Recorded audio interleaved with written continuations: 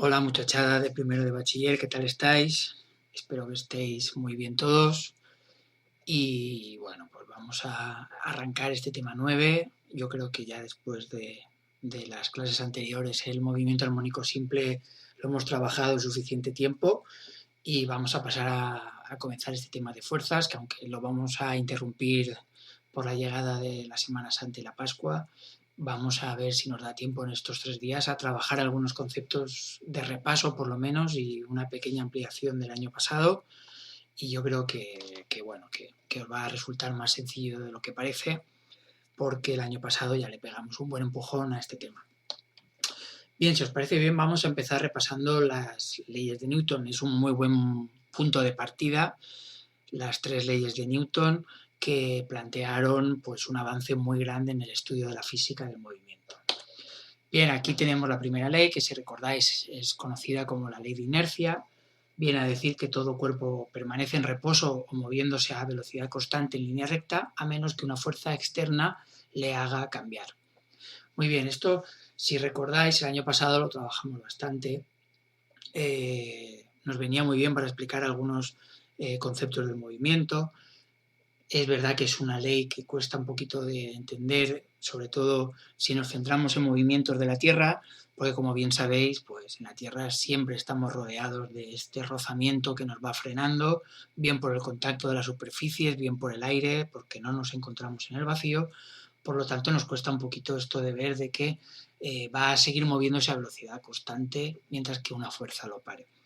Si recordáis, poníamos un montón de ejemplos. Por ejemplo, en la Tierra pues nos íbamos a un lago congelado donde empujábamos a una persona con unos patines de hielo y bueno, veíamos cómo era un movimiento en el que pues bueno, era muy prolongado debido a que había muy poco rozamiento entre esos patines y el hielo. Evidentemente, si nos íbamos fuera del planeta, pues era mucho más sencillo de explicar, como, por ejemplo, como las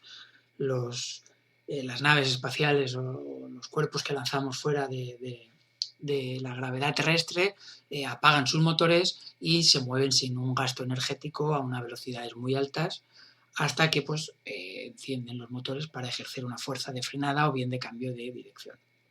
Muy bien, esta ley de inercia la podemos resumir un poquito como este sumatorio de fuerzas es igual a cero, obligaría a que la velocidad fuera constante, mientras haya una fuerza que sea un sumatorio de fuerzas que sea diferente a cero, vamos a tener un movimiento acelerado, pero recordar que esta letra que aparece delante de la F se la llamábamos sumatorio y significaba que íbamos a sumar todas las fuerzas que estaban actuando sobre un cuerpo. Por lo tanto, lo que viene a decir es que si todas las fuerzas sumadas son igual a cero, la velocidad será constante si se estaba moviendo, o en el caso de que no, pues hablaríamos de que seguirá en reposo. Bien, esto en cuanto a la primera ley. La segunda ley de Newton, que es la de la famosa fórmula, viene a decir que para cambiar el estado de movimiento de un objeto se debe aplicar una fuerza externa. La cantidad de fuerza necesaria es proporcional a la aceleración que adquiere. Bien, esa constante de proporcionalidad, si recordáis, era la masa. Aquí lo podéis ver en la fórmula y con esta ley es con la que vamos a aplicar la mayoría de problemas que vamos a realizar en este tema. Bien, lo que viene a decir es que, pues bueno, pues que si estamos aplicando una fuerza sobre un objeto, ese objeto, ¿de acuerdo? Pues al final, si es diferente de ceros de sumatorio, pues va a producir una aceleración. Bien, esto lo vamos a ampliar ahora en los pasos siguientes. Y si queréis, por la tercera ley, que era la conocida como la ley de acción y reacción, es que si se aplica una fuerza sobre un objeto, este aplica una fuerza igual y sobre el primero en sentido contrario. Bien, esta fórmula la gastaremos al final del tema, pero en esta primera parte en la que vamos a estudiar movimientos de cuerpos a través de fuerzas no va a intervenir. ¿De acuerdo? ¿Por qué? Pues porque para la tercera ley de Newton necesitaríamos al menos dos cuerpos en contacto o dos cuerpos en el que uno realizará una fuerza sobre el otro. Esta ley la podemos aplicar, os la cuento yo siempre, por ejemplo, cuando dos barcas están en un lago y una se acerca mucho a la otra y de repente pues una persona para no chocar coge el remo y le pega un empujón a una de las barcas. La barca a la que ha empujado se alejará, pero él también va a llevar un movimiento de retroceso hacia atrás, es decir, está, por decirlo de alguna manera, está sufriendo la fuerza de la reacción, ¿de acuerdo? Que está ejerciendo, esta que es de igual intensidad, pero de sentido contrario. Lo mismo ocurriría con estas personas sobre el lago congelado. Si empujamos a alguien con unos patines, yo también me iré hacia atrás debido a esta reacción. Bien, son ejemplos que yo creo que en cuarto trabajamos bastante. Aquí os ponen 3 experimentos donde podéis comprobar estas leyes, pero si os parece vamos a pasar ya a lo que nos va a llevar en este tema, que va a ser el cálculo de algunos tipos de movimientos a través de la dinámica. Muy bien, como recordatorio, tipos de fuerzas, simplemente lo trae el libro, yo os dejo aquí un poquito una infografía,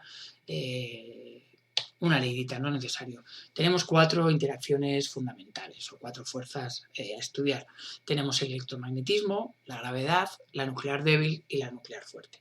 Muy bien, en este curso vamos a estudiar un poquito la gravedad en el tema siguiente. Vamos a meternos un poquito al final del curso en el electromagnetismo y vamos a dejar tanto la nuclear fuerte como la débil para todos aquellos valientes que el año que viene queráis cursar física en segundo de bachillerato.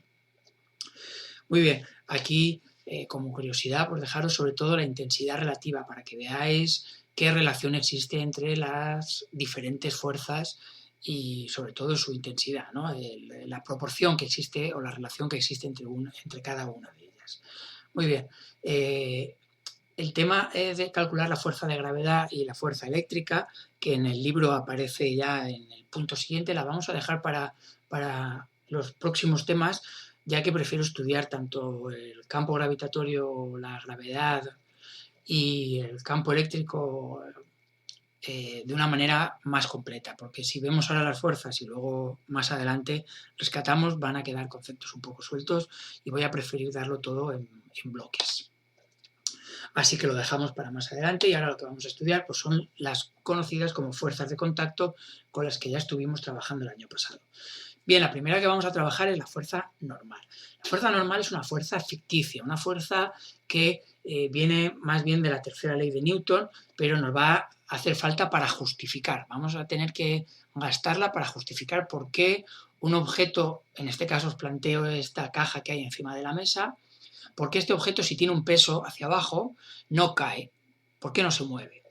Evidentemente la respuesta va a ser porque va a haber una interacción con la mesa, pero aquí ya estaríamos hablando de 2 objetos, la mesa y la caja. Por lo tanto, como la mesa en teoría no puede estar y no hay movimiento, nos vamos a inventar una fuerza ficticia que vamos a llamar normal y que vamos a definir siempre como perpendicular a la superficie de contacto. Muy bien.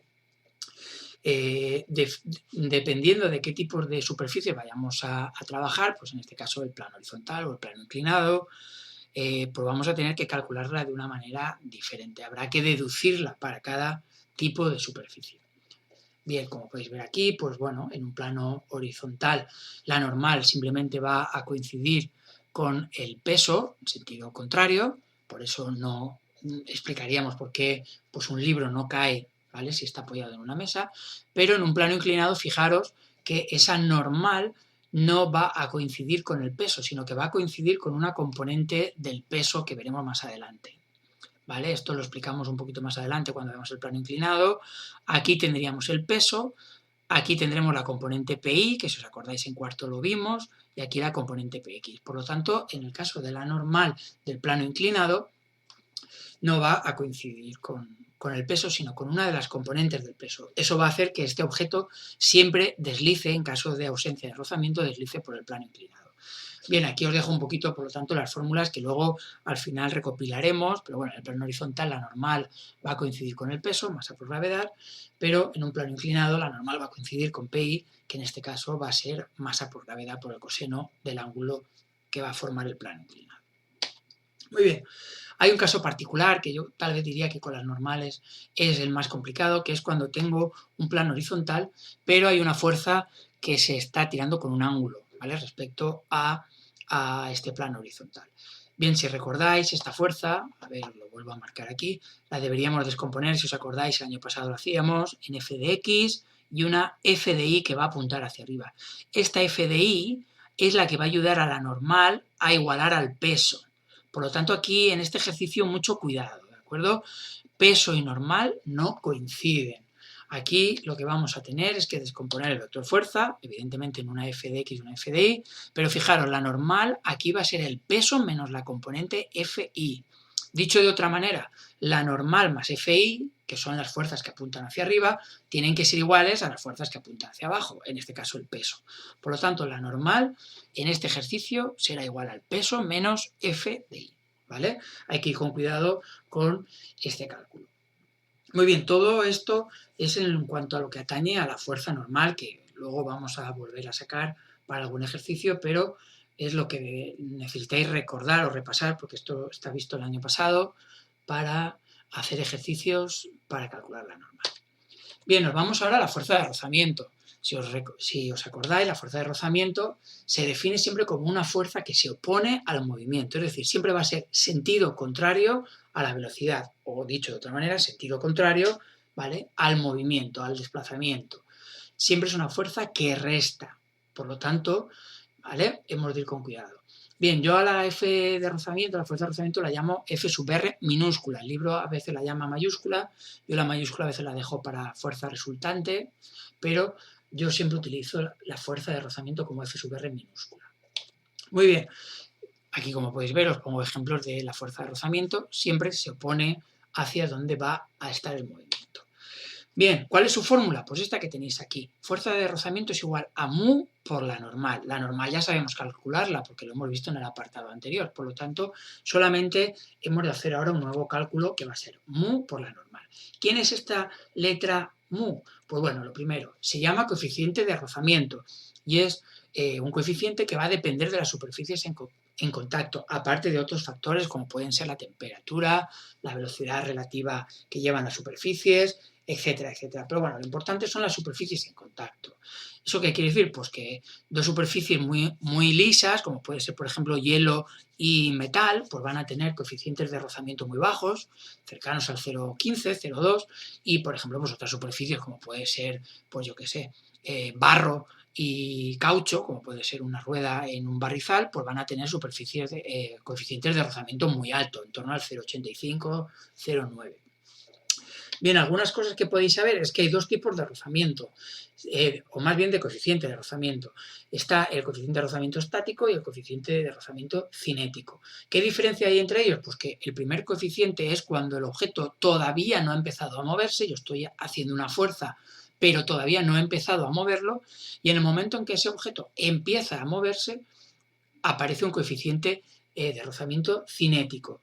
Este coeficiente cinético es menor que el estático. Esto yo creo que lo habéis podido comprobar en algún caso. Pongo un ejemplo que ha ocurrido más de una vez.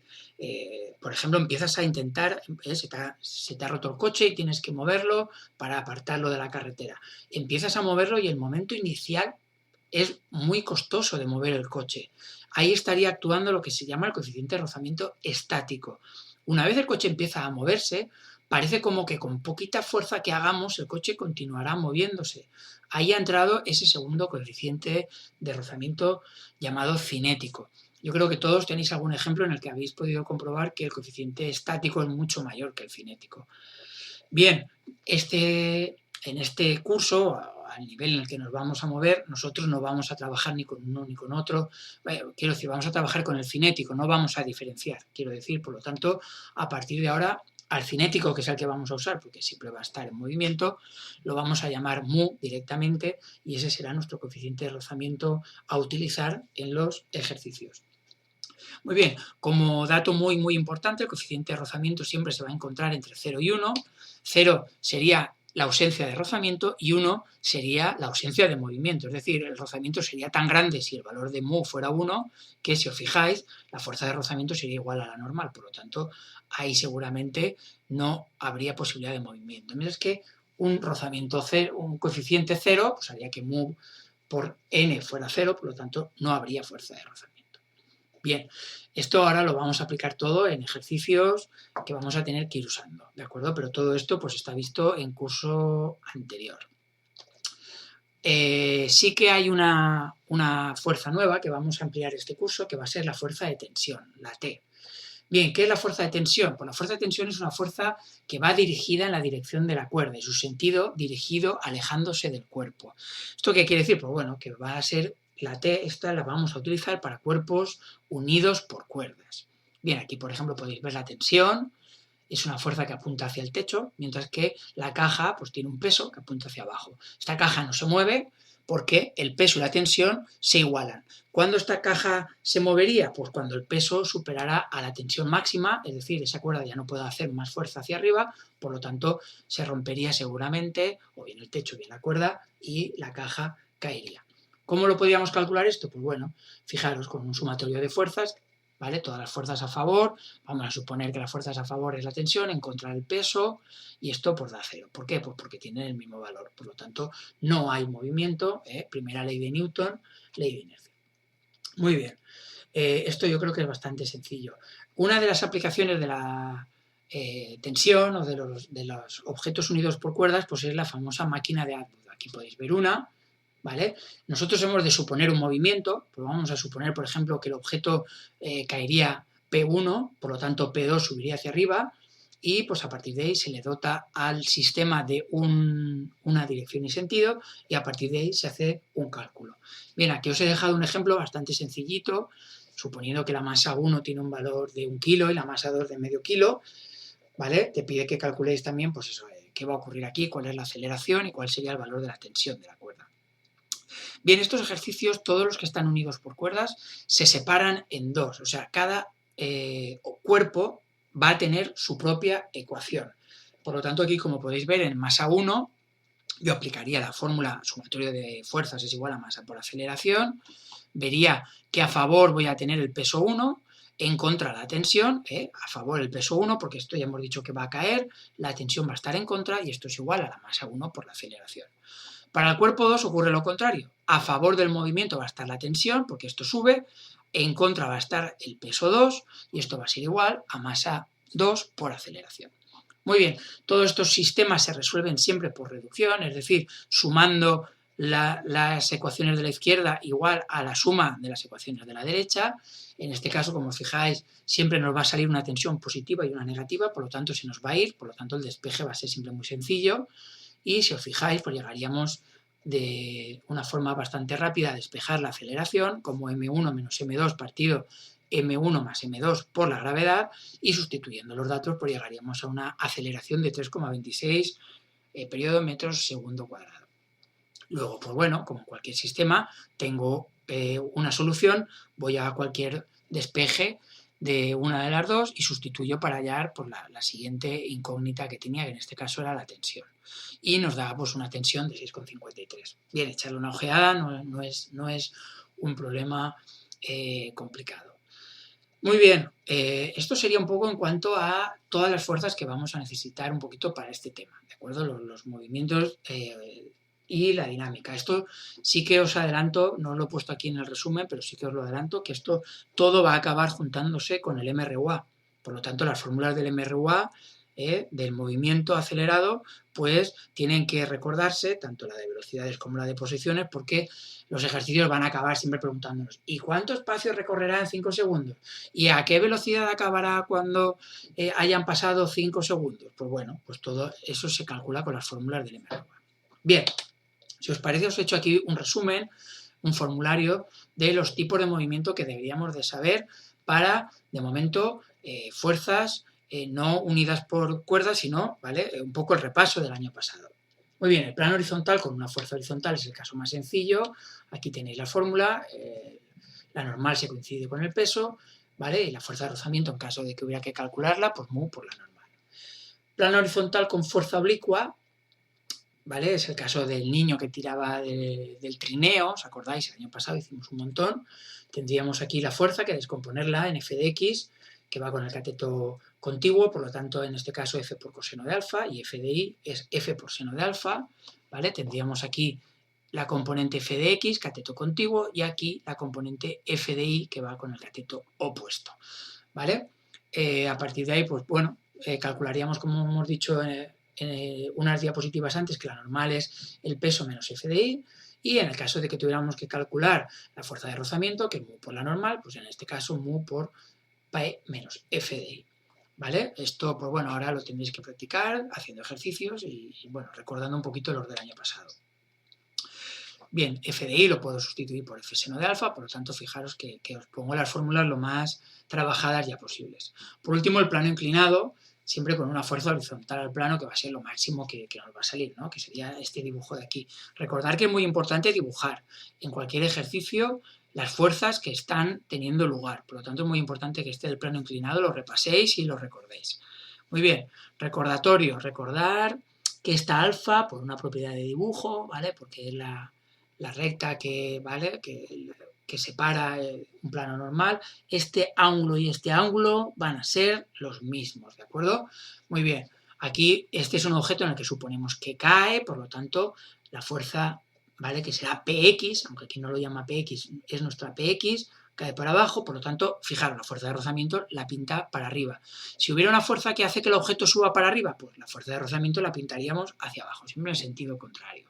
Y aquí lo que hemos dicho también hace unas diapositivas. La normal coincide con la componente PI, ¿de acuerdo? Por lo tanto, a partir de ahí, pues bueno, podríamos situar las fórmulas de Px y Pi. Cuidado que aquí la x va con el seno, P por seno de alfa, mg seno de alfa, y Pi va con el coseno, P por coseno de alfa, mg coseno de alfa. Muy bien, la normal es igual a Pi, como hemos visto, por lo tanto, de aquí ya podría calcular la fuerza de rozamiento en caso de que lo hubiera. Fuerza de rozamiento es igual a mu por la normal, que es igual a mu por Pi, que es igual a mu por mg por coseno de alfa. ¿De acuerdo? Bien, aquí tendríamos un poquito un repaso de todas las fórmulas para la primera parte de ejercicios que deberíamos de hacer, que son todos del estilo de los del año pasado. Hasta aquí no hay ninguna ampliación. Bien, vamos a hacer, sin embargo, os he preparado ya para acabar un ejercicio de lo que sería un caso práctico de cuerpos que están unidos por cuerdas, ¿vale? Aquí va a aparecer la tensión, como veis en el dibujo. Bien, tenemos un plano inclinado, una polea y un objeto que cae por acción de la gravedad, que es M2. La pregunta o el enunciado sería: calcula la aceleración del sistema si la masa azul vale 3 kilos y la roja 5.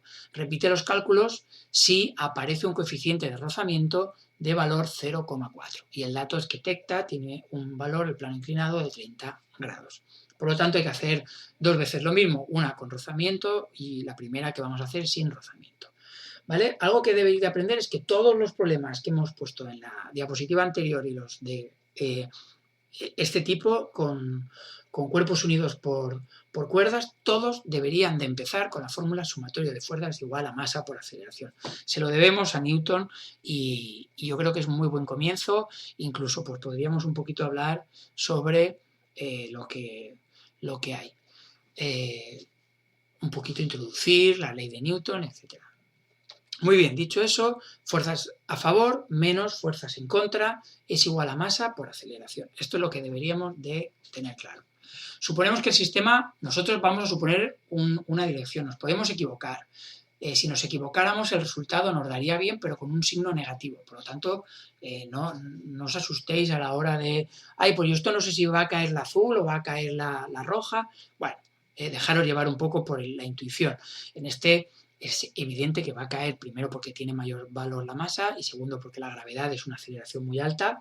Va a caer la masa roja y por lo tanto la masa azul va a subir por el plano inclinado.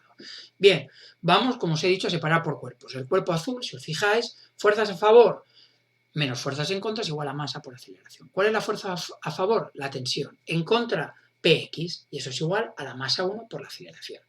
El cuerpo rojo, ¿qué fuerza va a estar a favor? El peso, porque este objeto cae. ¿Qué fuerza va a estar en contra? La tensión. Y eso que es igual a la masa 2 por la aceleración. Como hemos dicho antes, por reducción, sumamos estas dos fórmulas y llegamos directamente a que el peso 2 menos la componente Px de la azul es igual a masa 1 más masa 2 por A. ¿Vale? Aquí lo que he hecho es sacar ya factor común la aceleración en la segunda parte de la ecuación. Muy bien, Me queda por calcular el peso 2, el peso de la masa roja, sencillo, 49 newtons, calcular Px, con las fórmulas es muy fácil, masa 1 por gravedad por seno de alfa, ahí lo tengo, y por último, pues ya sustituirlo en la fórmula y ver que llegaría a un resultado bastante sencillo de llegar. Cuidado con los despejes, ir con cuidado, hay veces que vale usar los paréntesis o bueno, sustituir antes y ir calculando. Bien, la aceleración nos da de 4,3 y ahora nos quedaría pues calcular con rozamiento. Con rozamiento es exactamente lo mismo, si os fijáis el objeto de la masa 2 no va a sufrir ningún problema, ningún cambio, es la masa azul la que pues, va a aparecer una fuerza que va a ir junto con Px a intentar impedir que este objeto suba hacia arriba. Muy bien, el cuerpo azul, fijaros que aquí lo que va a aparecer es un concepto de menos fuerza de rozamiento, por lo demás todo igual, cuerpo rojo no hay variación, por lo tanto aquí lo único que me quedaría por calcular es la fuerza de rozamiento, es lo único que se amplía respecto al caso anterior. La fuerza de rozamiento es mu por la normal, que es igual a mu por pi, que es igual a mu por m por g por coseno de alfa. Por lo tanto, como tengo todos los datos, sustituiría y llegaría a que el rozamiento aquí que está afectando al cuerpo azul es de 10,2 newtons, por lo tanto, como es evidente, la aceleración me va a tener que salir menor ya que ha aparecido un rozamiento. Bien, sustituiría los datos y en este caso la aceleración es de 3 metros partido segundo al cuadrado. Muy bien, esto sería un ejercicio yo diría que ya de una dificultad de examen. Ahora queda que practiquéis vosotros, ¿de acuerdo?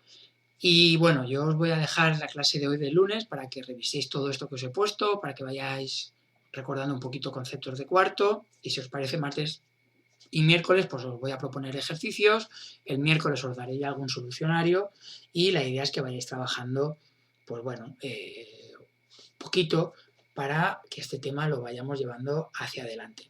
Muy bien, solamente me queda por recomendaros una cosita, que es que pues tenemos una herramienta muy útil que se llama GeoGebra, que es una aplicación para el ordenador en el que se puede diseñar todo este tipo de movimientos y para la física es muy útil. Y os voy a dejar por aquí pues alguna dirección, ¿vale? La que podéis utilizar y trabajar. Mirad, aquí tenéis una, que es geogebra.org/mmgh B mayúscula, E mayúscula 5W. Fijaros, esto es un plano inclinado como el que estamos trabajando y esto es una maravilla, porque yo le puedo decir a la base lo grande que quiero que sea, puedo cambiar el ángulo al que a mí me interese, ¿vale? Pues vamos a poner 30, puedo decir a la velocidad inicial que sea la que yo quiera, la masa puede tener la que sea, el coeficiente de rozamiento, y oye, aquí voy viendo los vectores como me va saliendo Px, la normal, la fuerza de rozamiento, Pi, el peso, y pues bueno, ¿vale? Yo le puedo dar al play y voy viendo cómo esos objetos me van calculando todo lo que hay, ¿vale? Son muy reales, son muy interesantes y me pueden venir bien para resolver cualquier ejercicio que me propongan y sobre todo para ver cómo funcionan. Hay muchos, ¿eh? Este sería uno de ellos, aquí tenéis otro en el que también os va calculando fuerzas. Pues bueno, yo os recomiendo que vayáis consultándolos porque son muy útiles, ¿vale? Os van calculando fuerzas, fijaros, este ya os calcula el espacio recorrido y la velocidad a la que va. También se pueden mover ángulos y un montón de cosas. Y bueno, hasta aquí un poquito el vídeo, espero que os haya resultado útil. He ido un poco rápido, pero gran parte de ella es de repaso del año pasado. Espero que lo hayáis entendido y que, bueno, pues que os pongáis las pilas con este tema de fuerzas porque vamos a meternos de lleno en él y espero que me sigáis en las clases y en los tutoriales. Ya sabéis, cualquier duda os espero, correo electrónico, WhatsApp o aquí en la explicación del vídeo en YouTube, ¿de acuerdo? Nada, que se os echa de menos, que espero que estéis bien, que quedan 3 días para Pascua, cuidaros mucho y nos vemos en breve. Un saludito a todos.